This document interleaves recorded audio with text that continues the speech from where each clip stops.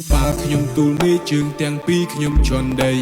ឆ្លុះទឹកម៉ាស៊ីនដៃជើងក៏ក្រិនព្រោះជាក្មេងព្រៃចេញមកពីពួកគេមិនជ្រលក់នឹងសំដីសំដឹងរឿងដែលល្អមិនចង់ដូចមុនគេថាយើងក្រក្រៃសំដីអាចប្រៀបធៀបដល់សន្តាន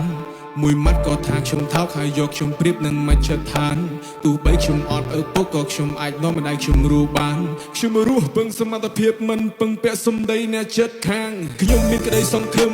រំពឹងចេះរស់ខ្លួនឯងបន្ទប់អត់មានលោកប៉ា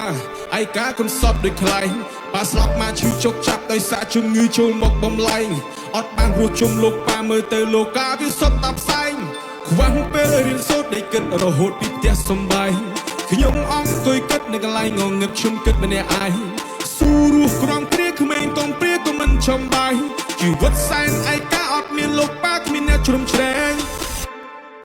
ស្ពាយកបោកដើរចេញពីស្រុកជើងជន់ដីក្រុងទាំងខ្ញុំឯកាគ្មានមិត្តភក្តិគ្មានខ្សែរយៈខ្ញុំត្រូវពឹងពាក់លើវត្តជីវ៉ាធ្វើការឲ្យគេ CO ប្រាក់ខែខ្ញុំបានត្រឹមតែ$50នេះហើយជីវិតយើងត្រូវទៅតស៊ូមិនគូថ្ងៃមុខនឹងទៅយ៉ាងណាជួបច្រើនហើយពួកចង់ឲ្យយើងធ្លាក់ពួកចង់ឲ្យយើងដួលពួកចង់ឲ្យយើងដេកតែអញមិនធ្វើដល់ដោះរឿងដែរចង់អញមិនដែលអូរំលងទួឲ្យចង់ហែកមេឃមានរឿងខ្លះចង់ឲ្យខ្ញុំដល់ស្នាយតែខ្ញុំនឹងខ្វល់ខ្វាយព្រោះរូបឯកាពេកសម្លឹងមើលជីវិតថាវានៅឆ្ងាយណាស់ចាប់ឱកាសចេះឆ្លាតធ្វើយើងបែកមេឃស៊ូហើយ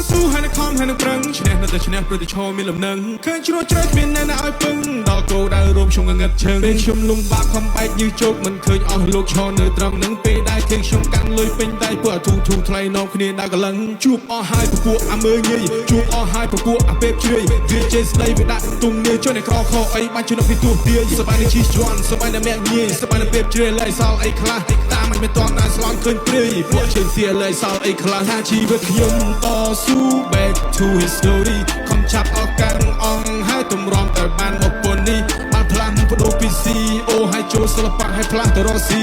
ហត់នឿយគួសំតែទម្រាំតែដើរដល់ទីថាជីវិតខ្ញុំតស៊ូ back to history ខំចាប់អស់កាំងអងហើយទម្រាំតែបានមកប៉ុននេះបានផ្លាស់បដូរពី CEO ហើយចូលសិល្បៈហើយផ្លាស់ទៅរកស៊ី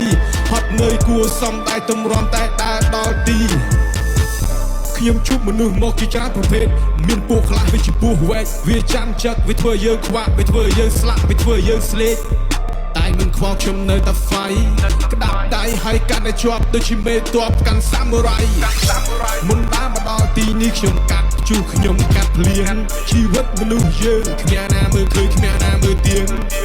វាជាយើងថាអសមត្ថភាព